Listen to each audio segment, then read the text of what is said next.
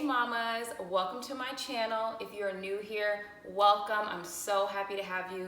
I hope that through anything you watch on my channel, you are feeling more educated, more empowered, and more ready to work your birth. So I've gotten a lot of people who have asked me about my birth story. As some of you know, I did have to have an emergency C-section my first birth, and then the second time around, I went to a birthing center and had a Vbac. And so a lot of people who are trying for a Vbac or had a C-section and don't know if they can have a Vbac wanted me to share my birth story. So I hope that through my birth story, you will be educated on what it actually means to have a Vbac, what it looks like to have a Vbac, and then be empowered to go find more information for yourself. As always, talk to your healthcare provider about your plans, have a birth plan in place, and make sure that you're really preparing your body and being as healthy as possible so that you and your baby are safe during labor. During my second pregnancy, I knew that I wanted to do things different than I did with my first. During my first pregnancy, I did everything that I was supposed to do by the books. I worked out every day, I ate well, I drank a lot of water, I did a bunch of research on all of these things, natural birth. But what I didn't do is prepare myself for the things that I didn't know or didn't think that would happen to me. And so during the second pregnancy, I really wanted to make sure that I was thinking about all of my options. I was knowing what could happen in scenario 1, scenario 2, and scenario 3. So I did a lot of work on researching, taking different classes, talking to my midwives, and really making sure that I had that supportive team around me. So really early on, I knew that I wanted to have a doula because we didn't have one the first time around, and I do believe that if we would have had a doula the first time, that we probably would have had a different outcome, or at least we would have felt different about our outcome. So right when I found out that I was pregnant, I immediately reached out to a doula who had been recommended to me.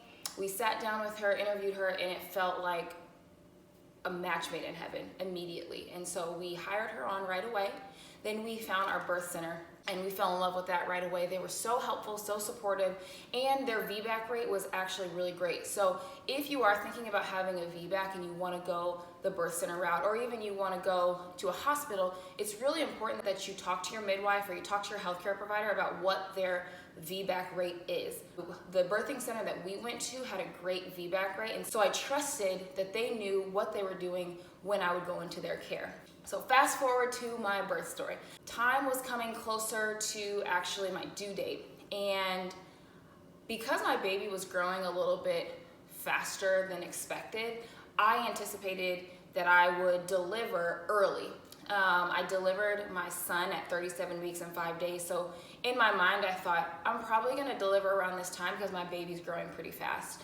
I went on maternity leave a little bit early so I could have like a week of peace to myself because I do have a toddler, and the waiting game just began. Advice for anybody who's trying to take maternity leave, it was awesome to have a couple of weeks, which ended up being a couple of weeks to myself, but it made the waiting so much longer. So if you are going to take maternity leave early, keep yourself busy in a way that's not going to exhaust you, but not going to make you continue to think like, when are these contractions going to come? So it was 38 weeks, and that was when I decided to take off work for maternity leave because I thought because of what the sonographer told me that I might have had this baby early. So my mom flew down, I had family here, we were ready for this baby to come, I had everything ready, my bags were packed, everything was prepared, but I had no baby.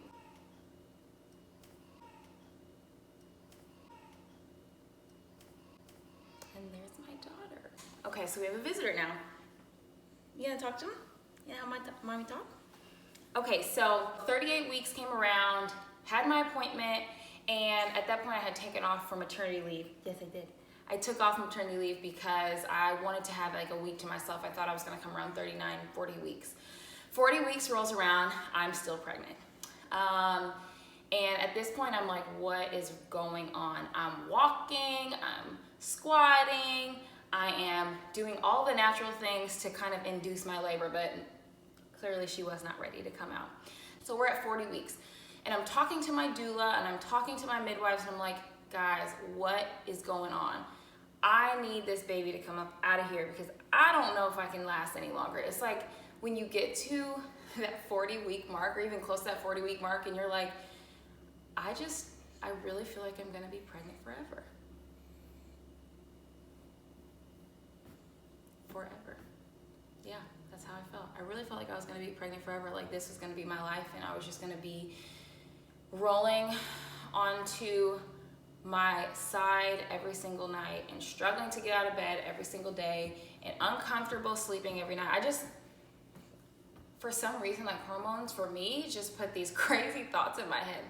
So I talked to my midwives, my doula, I'm like, what do I need to do? So they gave me some different natural things to try, walking, curb walking, squatting, lunging, to see, you know, maybe that would help induce my labor. But they always encouraged me to just allow my baby to guide me when when she was ready to come out.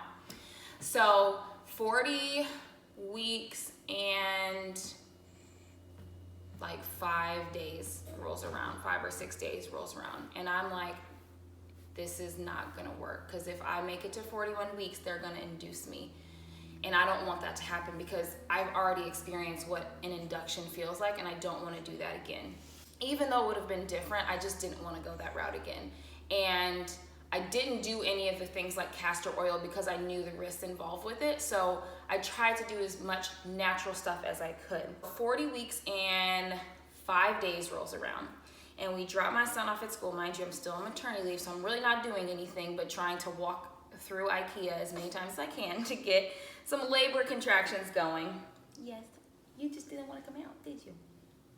Mm-hmm. So 40 weeks and 5 days rolls around, and I'm starting to feel slight contractions. I'm feeling the tightening in my stomach. And I'm like, I think we're getting there. And I had a chiropractic appointment, and she's like, baby's in position. Everything looks great. Everything feels great. So 40 weeks and 5 days. And I'm like, okay, I'm starting to feel these contractions a little bit. I'm not in pain or anything. I'm not uncomfortable, but I'm feeling them tightening. So my husband and I go to the gym, and I'm starting to walk on the treadmill and doing my curb walking on the treadmill so that I can just keep my body ready for labor. So I start to feel some consistent contractions, consistent-ish. I mean, again, it wasn't anything painful. I just started to feel tightening. So I'm like excited. I'm like, yes, I'm about to have this baby today. Let's go. So we go pick my son up from school, and we're like, this is the last supper. This is the last supper. Let's go eat some pizza. Let's go all out, because this is our last day as a family of 3. So we go get some pizza, and at this point I'm still feeling the tightening. It's nothing like, oh, I'm gonna run to the hospital or run to the birth center, but I'm starting to feel changes in my body. We go to this pizza place, and we have pizza and we have ice cream, because we're like, son, tomorrow or even tonight, you're gonna have a new sibling. We didn't know the gender at the time, so you're gonna have a new sibling. Like, let's party it up today. So I'm starting to time my contractions, and I reach out to my doula, and I'm like, hey, this is what's going on. What should I do? You know, here are my contraction times for the last hour. I think they were around like 5 or 6-ish minutes apart, but again, they weren't intense. So I knew that I was still going to be in early labor. So I went home. She's like, okay, go home, rest, drink water, do nothing, essentially, do nothing. Because in early labor, it's really important that you conserve your energy. So we go home. I'm just trying to, make sure everything is ready, make sure my bags are packed, and then just kind of relax, because I do know that the more anxious you are in preparation for labor, the longer your labor can be if you're not just letting your body relax and do what it's designed to do. So we went to bed that night, and I was still obviously very excited because I was ready to meet this baby, and we hadn't hit 41 weeks yet. So I'm like, yes, we're gonna make this baby come out tonight or whatever. So I felt some stronger, the contractions got a little bit stronger overnight, and I was excited. So that was a part of the reason why I just woke up in the middle of the night. But I was able to sleep through the rest of them. I woke up a few times, but I was able to sleep through the rest of them. In the morning, my husband took my son to school, and I was like, okay, just take him to school, we'll be fine. Yeah, I'm feeling some contractions, but they're nothing like there's nothing like I can't handle right now. I'm fine by myself. I'll see you when you get back. So my contractions started to get a little bit stronger. Still nothing to be really concerned about, nothing like it was gonna send me to the birth center by any means, but I started to feel them getting a little bit stronger. So I reached out to my doula and I'm like, hey, this is what's going on. She's like, okay, well, when do you want me to come over? Let me know when you're ready for me to come and I'll be on my way. So I was like, okay, I'm just gonna like do what I know to do my breathing exercises, get in the right positions, rest, lay on the couch, make sure I'm eating, drinking enough water, so that when the time comes, I have the energy. And I went to the bathroom and I'm like, okay, I see some mucus, like what is this? And so I take a picture of it and I send my doula and I'm like, hey, is this my mucus plug? Because my mucus plug, the first time around, it came out and I didn't know if it was a mucus plug because I just looked in the toilet and I'm like, I don't know what that is. So it could be a mucus plug, but then I flushed the toilet and I didn't even think about it. So she's like, yes, that's your mucus plug. That means your body's changing. It's going through some changes and your body's getting prepared for labor. So she ended up coming over shortly after that, just because I wanted to make sure that early on I was doing the right thing so that labor was not longer than it needed to be. So around 11 a.m. she got to our house. We kind of relaxed a little bit. We worked through some of the contractions.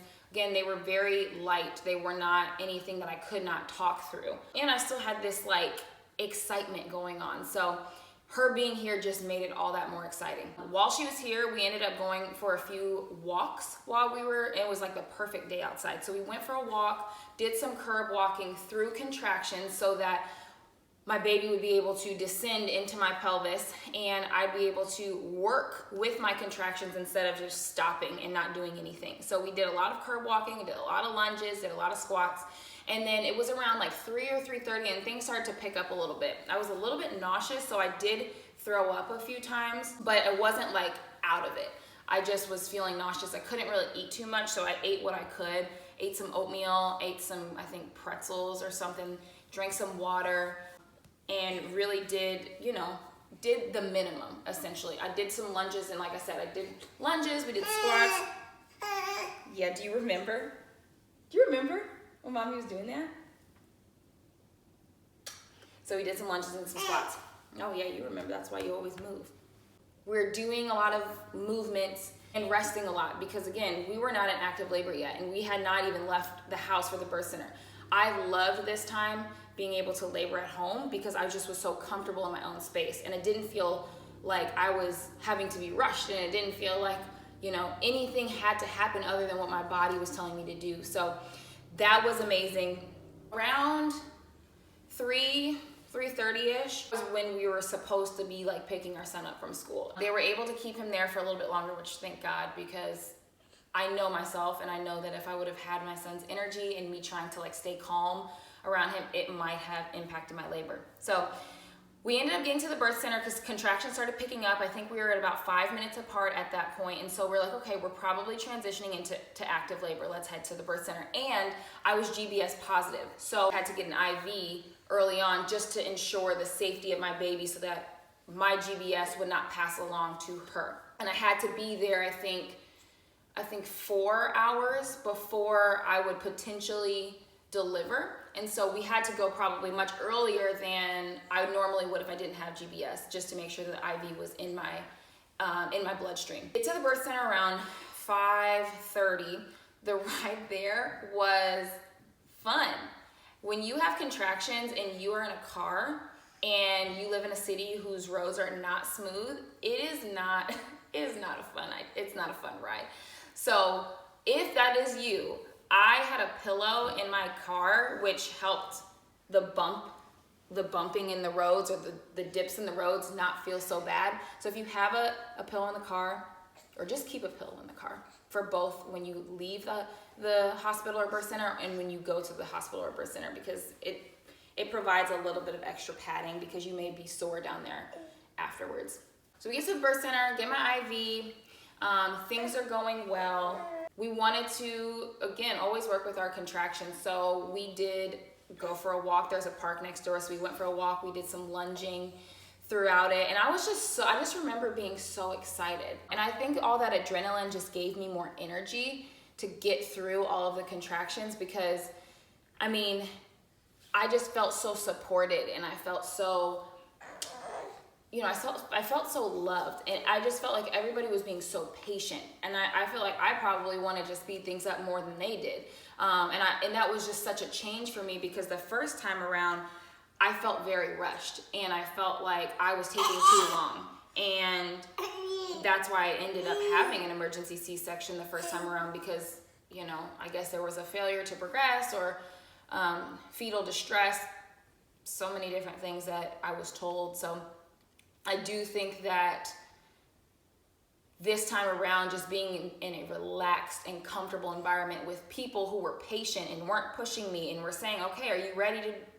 go walk? Okay, Chanel, we're gonna squat for this next contraction. Okay, Chanel, we're gonna sit on the toilet for this next contraction. Are you ready?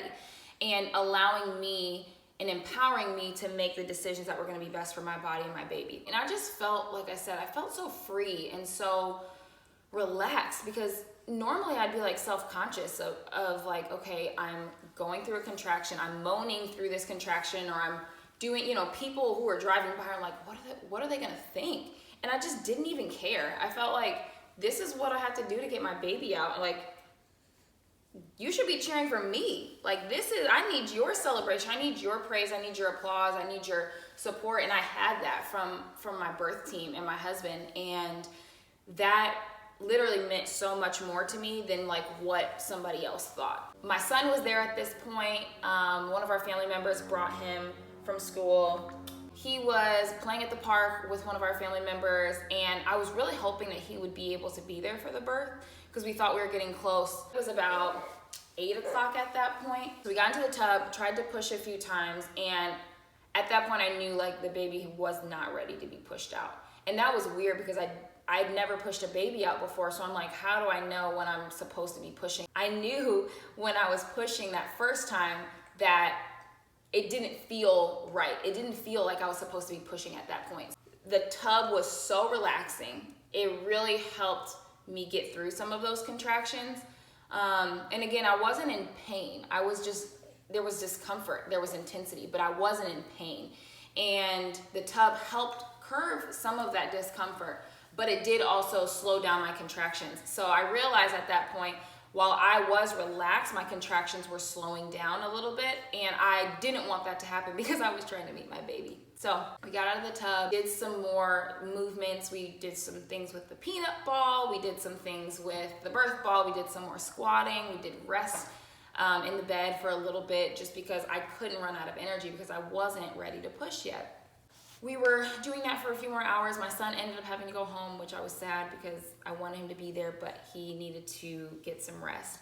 So he went home, and it was just us at the birth center with our birth team. And around 11:30, 12 o'clock, midnight, things were starting to get more intense. And I was like, I don't know what else I need to do. Even though like in the bigger picture, we actually weren't even in labor that long at that point, but when you're going through each of those contractions, is that good? I don't think you should eat that. When you're going through those contractions, you know, every few minutes, every 5 minutes, you're just kind of like, you can get tired really fast. And I did not want vaginal checks because I knew for me, my mental had to be so strong this time around because I got so discouraged so fast during my first labor. I wanted to just let my body do what it was supposed to do instead of knowing or feeling like, what? I didn't want vaginal checks. Is that okay with you? And around 11:30, 12 o'clock, I'm like, listen, I just need to know, like, should I be resting right now? Should we be continuing to do some more movements? What should I be doing? I needed to really have my birth team like guide me in what was going to take me to the next step. They asked me, well, we can continue to do these things. We can continue to rest. We can have a vaginal check and just kind of see where you are so we can know how to guide you. And so I said, I'm fine with a vaginal check because that'll make y'all aware and know how to guide me through this process and what else I need to be doing, if I need to be resting. But just don't tell me. I don't want to know how far along I am because I don't want that to mess with my mind. Because I was already in the heat of things and I had already been in labor for a good amount of time in my mind.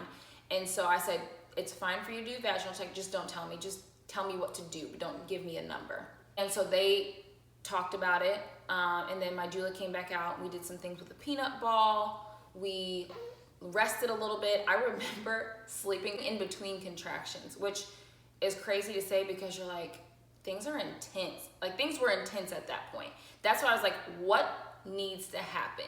Because I don't want to have to go to the hospital. I don't want to get an epidural. I'm so determined and I'm so motivated not to have an epidural. So we had active rest. I didn't just lay there, but I would have my leg on the peanut ball during a contraction, or I would be moving back and forth during a contraction, like something that was still going to allow my body to use my contractions to bring my baby down further.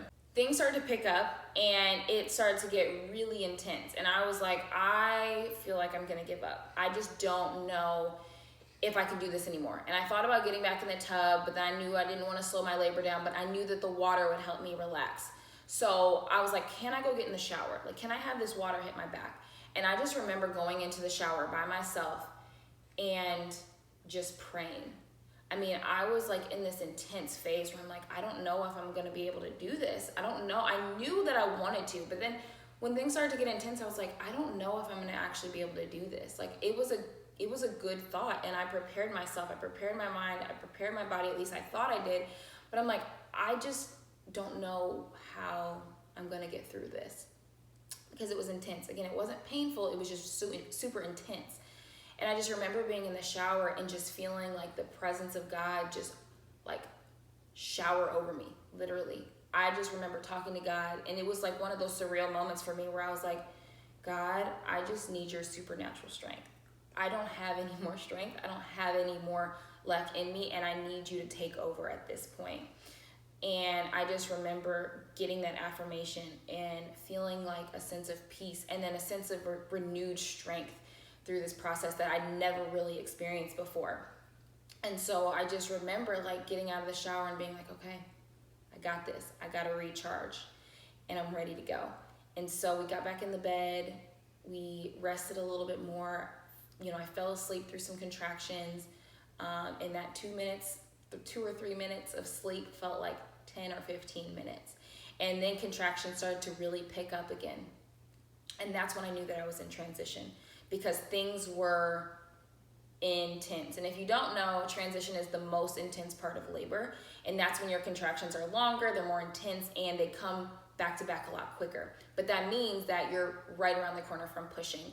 And so things started to pick up a lot. And I'm like, I'm about to tap out, y'all. I'm about to tap out. My doula was like, no, you got this. My husband was like, no, you got this.